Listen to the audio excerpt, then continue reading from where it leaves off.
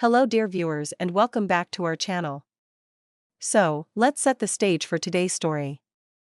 Picture this, King Charles III, standing at a crossroads that could shape not only his reign but also the monarchy's fragile public image. The question on everyone's mind is whether he'll agree to sit down face to face with Prince Harry during Harry's next trip to London. But let's be clear, this isn't about family reconciliation over tea and biscuits. This is a political chess game, with every move calculated, every glance scrutinized, and one rumor looming over it all, that Harry might walk into the room with a microphone hidden under his shirt. That rumor, whispered for years in royal corridors and recently reignited, has changed the way palace officials view every potential encounter with the Duke of Sussex. For King Charles, the risk is obvious. One private word, one offhand comment, one fatherly gesture could be turned into global headlines or, worse, become content for Harry and Meghan's next Netflix project.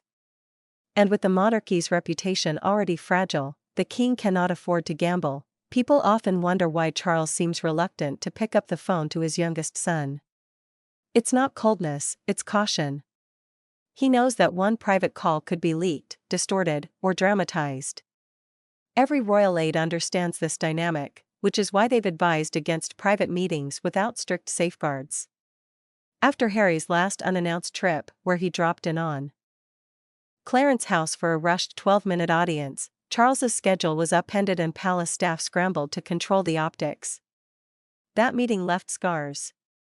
Since then, the king has drawn a line: no solo encounters, no intimate chats, and absolutely no unsupervised conversations. But if a meeting were to happen, the palace's security fears border on the surreal. Would Harry be searched before entering the room? Would he pass through metal detectors like a passenger at Heathrow? That's the kind of chatter making its way through royal aide circles. It sounds extreme, but so is the possibility of a hidden recorder. For Charles, who lived through the Diana years, the media wars, the tapes, the betrayals, it's not paranoia. It's self-preservation, and here's where Queen Camilla comes in. Behind closed doors, she's been vocal, even forceful, about not letting sentiment cloud judgment.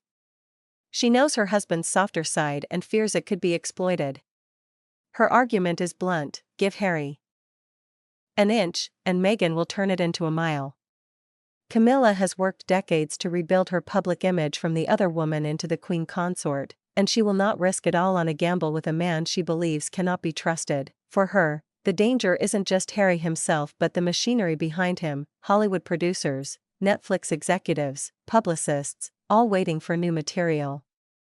A single hug between Charles and Harry could be turned into a season finale for The Crown. At the core of this entire drama is one thing: trust, or rather, the total collapse of it. Harry has not apologized for his accusations about racism within the institution. He has not withdrawn his criticisms of Camilla, William, or Catherine. Every word he has spoken publicly remains on the record, and Charles cannot forget that. When he looks at his son, he sees not just family, but risk that could ignite another public crisis. This is why palace insiders believe Harry's push for a meeting may not be about reconciliation at all. Instead, it could be a PR maneuver, a way to generate fresh headlines and extend his media relevance. Because here's the truth: Harry and Meghan's clout in Hollywood has faded. Their Spotify deal collapsed. Their Netflix partnership is under scrutiny. And with opportunities dwindling, what better way to reignite interest than to be photographed walking into Buckingham Palace? Royal proximity alone is enough to spark a media frenzy, but there's another layer, one that cuts even deeper: Princess Diana. Rumors are swirling that Netflix is exploring a new project centered around her life and death, one that could veer into conspiracy theories and speculation about the monarchy's role. And who better to anchor such a project than Diana's own son?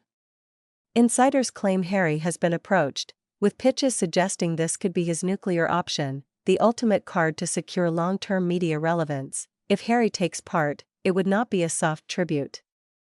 It would be a dramatization designed to shock, to reopen old wounds, and to question the palace's past. And if his uncle, Earl Spencer, who delivered that unforgettable speech at Diana's funeral, were to join him, the project could carry devastating credibility. For William, this is unthinkable. He has spent his life protecting his mother's legacy from exploitation. For Charles, it is more than painful, it is threatening. He already carries the weight of decades of judgment over his failed marriage. 2. Have his son resurrect Diana's story in a way that paints him as complicit would be unbearable. And for Camilla, it risks undoing all the careful rehabilitation of her public image. Here lies the paranoia that keeps Charles's advisors awake at night. What if Harry is using the threat of this project as leverage? What if the push for a meeting is less about healing and more about forcing the royals to engage, with the unspoken warning of, talk to me, or I go nuclear? It is not an impossible After all, in media wars, leverage is everything, so the monarchy faces an impossible choice. Refuse to meet Harry, and risk provoking him into escalation, perhaps even endorsing the Diana project. Meet with him, and risk handing him fresh material, even if unintentionally. Every option carries danger. Every move could backfire. This is why Charles's advisors now treat media coverage like battle maps. Every article, every leak, every staged photo is examined for strategy. Their advice is simple. Silence. No confirmation, no denial, no oxygen for the rumors. Because Harry and Meghan thrive on oxygen, and the less the palace feeds the narrative, the harder it is for them to spin it. But here's the big question: could Harry ever return to the royal fold? At this point, the answer seems grim. Re-entry into the monarchy requires trust, loyalty, and discretion, all things Harry has either lost or deliberately abandoned. Until there is an apology, until the accusations are addressed, until the weapons of media warfare are laid down, the palace sees him not as a son, but as a liability, and yet, Charles is still a father. The tension between his role as king and his role as dad is what makes this so tragic. Does he risk the crown for family? Or does he risk family for the crown? For now, the answer seems to be survival. No hugs, no heart-to-hearts, only protocols, witnesses, and carefully worded statements. Because in the end, this isn't just about Charles and Harry. It's about the monarchy itself, an institution that has survived scandal after scandal, but may not withstand another betrayal from within.